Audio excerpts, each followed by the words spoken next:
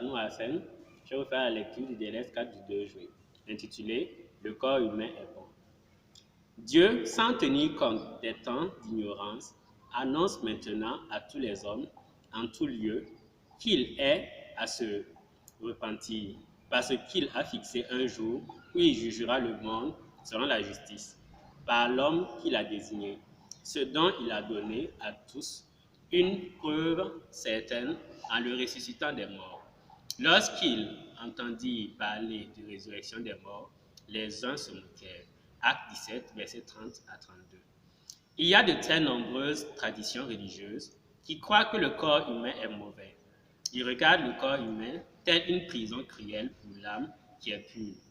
Le corps humain est vu pour temporaire, non spirituel, centre matérialiste pour tous les mauvais désirs qui nous font pécher. La libération de l'âme du mauvais corps en pourriture est vue comme une première étape vers le salut. Pour être concret, même les Grecs avaient une compréhension dualiste similaire. Bonne âme, mais mauvais corps.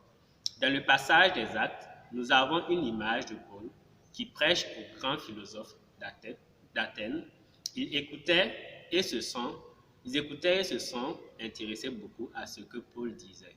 Cependant, lorsqu'il commence à parler de la résurrection du corps, ils commencèrent à se moquer de lui. Pourquoi un corps mauvais ressusciterait-il? Paul était évidemment délirant,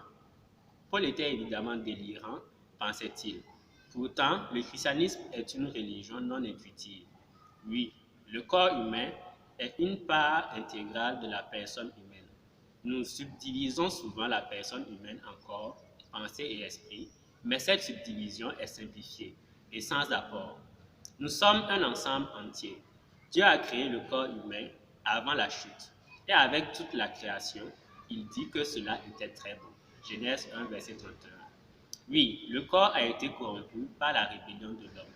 Cependant, le fait que Jésus soit réveillé d'entre les morts, réellement, prouve que notre corps est un bon corps digne de résurrection.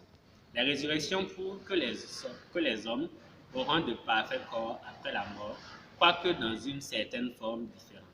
C'est pourquoi nous devons prendre soin des corps des gens, aussi bien que de leur âme et esprit. Lecture complémentaire dans 1 Corinthiens 6, versets 18 à 19. Prière. Seigneur, aide-nous à nous rappeler que le corps humain est ton temple, que nous puissions respecter toujours de notre corps et aussi bien que celui de nos patients. Amen.